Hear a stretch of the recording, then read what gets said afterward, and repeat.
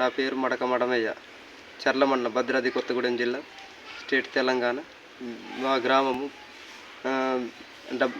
ఈ గ్రామం ఏర్పడి 70 సంవత్సరాలు అవుతుంది. కానీ ఈ గ్రామంలోనే పరిస్థితి 70 సంవత్సరాలు ఏర్పడి 15 సంవత్సరాల నుండి అంటే మా గ్రామానికి నీళ్ళు లేదు, సరైన సౌకర్యాలు లేవు.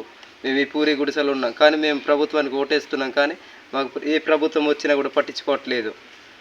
మా గ్రామానికి చదువుకునే పిల్లలకి కూడా ఇబ్బంది అవుతుంది. ఎందుకంటే క్యాస్ట్ సర్టిఫికేటు ఇంతకుముందు ఆంధ్రప్రదేశ్ ప్రభుత్వం ఉన్నప్పుడు మా క్యాస్ట్ సర్టిఫికేట్ ఇచ్చారు. ఈ బీఆర్ఎస్ ప్రభుత్వం వచ్చిన కానివ్వండి మా క్యాస్ట్ సర్టిఫికేట్ ఆపి మా పిల్లలు చదువుకునేటోళ్ళకి, డిగ్రీ కూడా చేసిన వాళ్ళు మొత్తం భవిష్యత్తులో ఆగిపోయాయని మేము ఈ ప్రభుత్వాన్ని, ఈ కాంగ్రెస్ ప్రభుత్వం వచ్చిందని ఈ ప్రభుత్వం ఏమన్నా మాకు చేస్తుందేమో అనుకుంటున్నాము. కానీ ఇక్కడ మా ఊర్లో చెన్నాపురంలోనే ఆ ట్యాంక్ వేశారు. కానీ ఆ ట్యాంకు ఆంధ్రప్రదేశ్ ప్రభుత్వం ఉన్నప్పుడు వేసింది. కానీ ఆ ట్యాంక్ ఏమో ఇప్పుడు తెలంగాణ వచ్చినప్పుడు దానికి మిషన్ భగీరథ అని పేరు వేశారు. కానీ అది ట్యాంక్ కూడా నడవట్లేదు.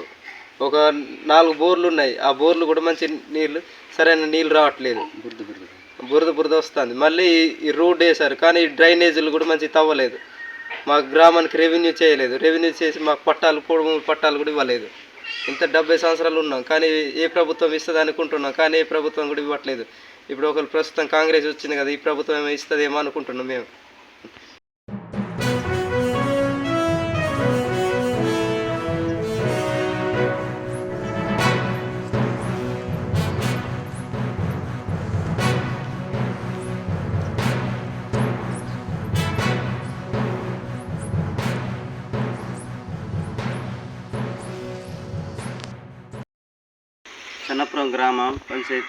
చెన్నాపురం గ్రామం.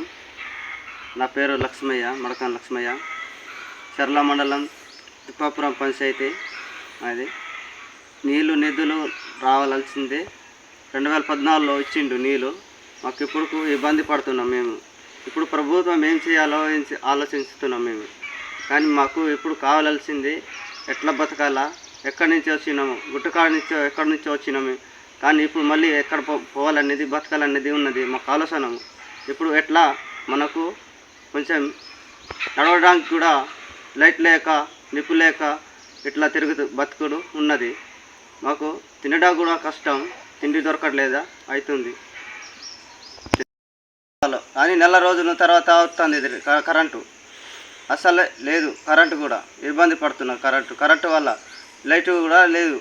సోలార్ ప్లేట్ ఏవైనా ఉంటేనే మంచిది ఉండేది, కానీ అవి కూడా లేవు. అది కూడా ఇబ్బంది పడుతున్నాం మేము. ఎవరో అధికారం వచ్చినాక మాకు నిధులు అన్ని కరెంటు కూడా మాకు ఇవ్వాల్సింది.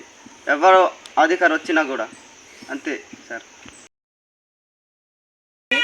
మా ఫ్యామిలీకి కోరికలు తీరవాలని నా ఆశ. నేను టీచర్ అవ్వాలని నా కోరిక ఉంది. బట్ సబ్జెక్ట్ రాసి టీచర్ అయ్యి ఎక్కడన్నా ఉద్యోగాన్ని సంపాదించాలని కోరిక.